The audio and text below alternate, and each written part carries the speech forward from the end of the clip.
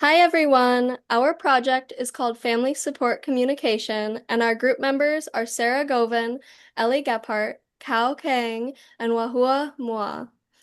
We designed one cohesive campaign to make local family support information easier to locate, understand, and act on. The campaign combines printed resource guides, direct conversations in a trusted childcare setting, optional digital follow through a QR code and link tree, and family feedback. The central idea is simple. Families shouldn't have to master a new platform or search through many disconnected websites before they can take a first step towards support.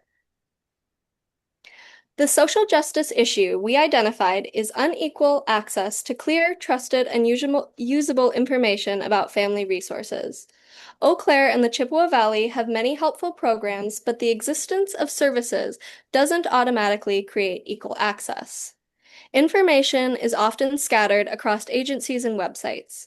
Families may be uncertain about eligibility, unsure which organization to contact, or uncomfortable asking for help. That search burden can be especially difficult for caregivers who are already managing work, transportation, childcare, financial stress, or concerns about a child's development. Our original social media plan also raised access concerns.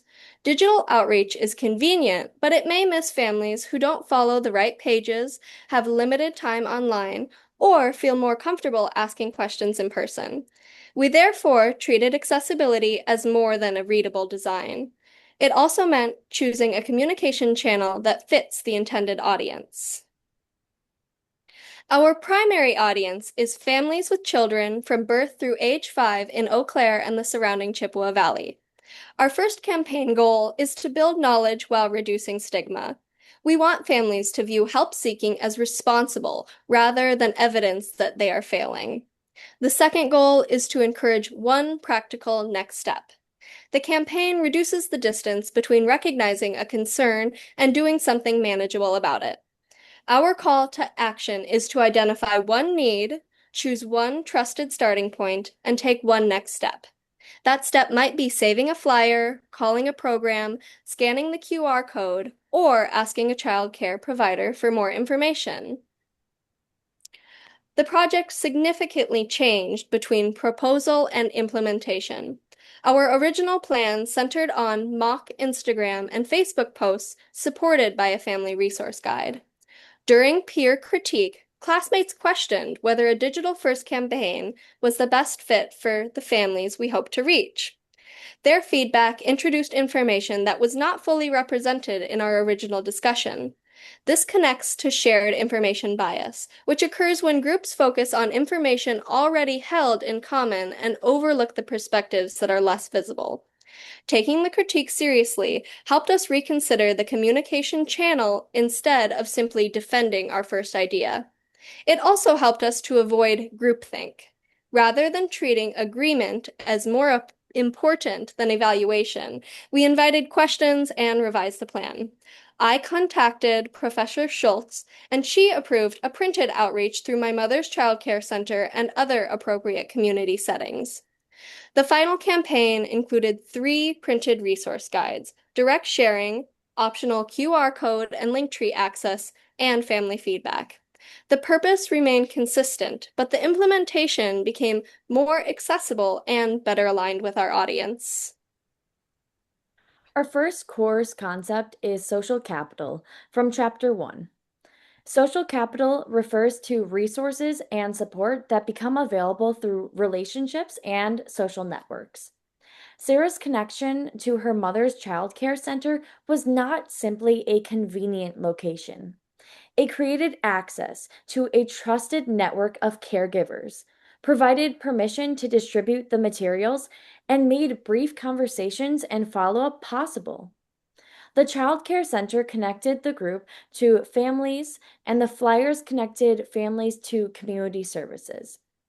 This concept directly influenced implementation.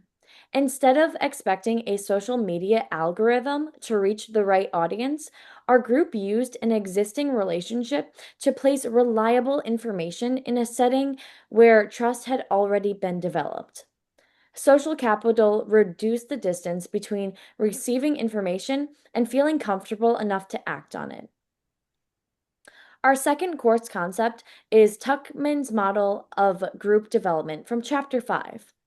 This model explains how groups move through 5 stages: forming, storming, norming, performing, and adjourning. Our group began in the forming stage when we created original social media campaign idea. We entered the storming stage when our classmates questioned whether social media would actually reach the families who needed the information. This did not involve arguing. It was productive disagreement about how to improve the project. During norming, we agreed to change the plan, clarify everyone's responsibilities, and create one connected campaign using printed and digital materials. During performing, we created the flyers, organized the QR code and link tree, distributed the materials, and prepared this presentation. The final stage is adjourning, when we evaluate the results and reflect on what we learned. Tuckman's model helped us understand that changing our original idea was not a failure. It was a normal part of working together and ultimately improved our campaign. Our third concept is task and relationship roles from Chapter 6. Task roles are behaviors that help a group complete its work. In our group, these included researching programs, writing and designing materials, verifying information, organizing slides, tracking deadlines, and coordinating distribution. Relationship roles help members stay connected and work well together. We used these roles by inviting input, sharing updates, remaining open to feedback, and adjusting responsibilities when schedules changed. Both types of roles were important.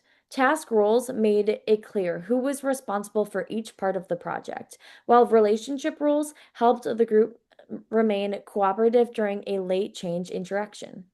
We also developed group norms about sharing updates, completing work, and maintaining shared ownership of the campaign. In other words, we divided the labor without dividing the campaign. Every responsibility supported the same audience, goals, message, and final presentation. The final campaign uses 4 connected methods rather than 4 separate projects. Printed flyers provide clear local starting points. Direct outreach adds a trusted person and acts as an opportunity for questions. The QR code and link tree offer additional digital follow through without making social media the primary method. Family feedback helps the group evaluate, reach, and identify improvements. This structure reflects interdependence because no single component accomplishes the full purpose by itself. The flyers create awareness. Direct contact supports trust. The digital option extends access, and feedback supports learning.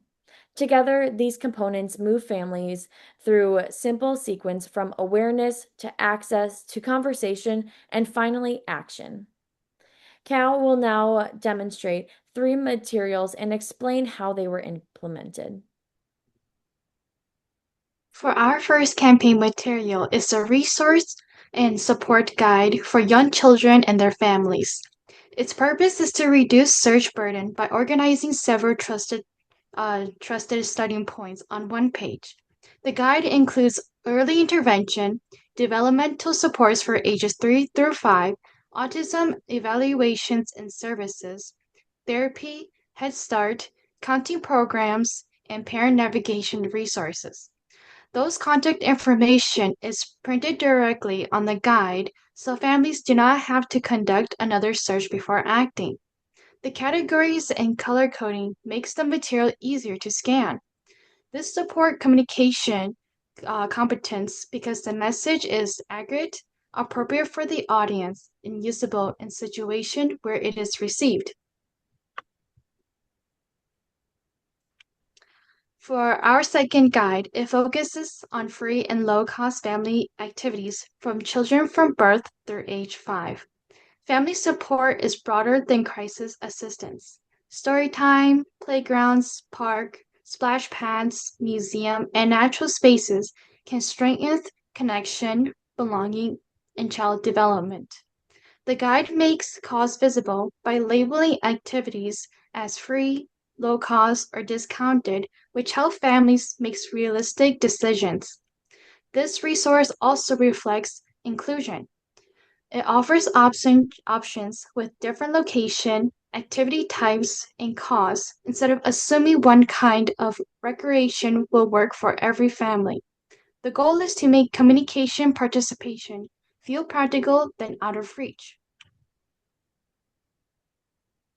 And for our third guide, it combines immediate support with common family needs. It includes crisis and mental health contexts, food assistance, WIC, health coverage, childcare assistance, diaper, housing, utilities, and safety resources.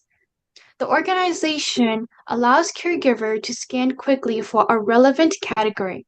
At the same time, the strength-based closing message helps normalize support by reminding family that asking for help is a strength.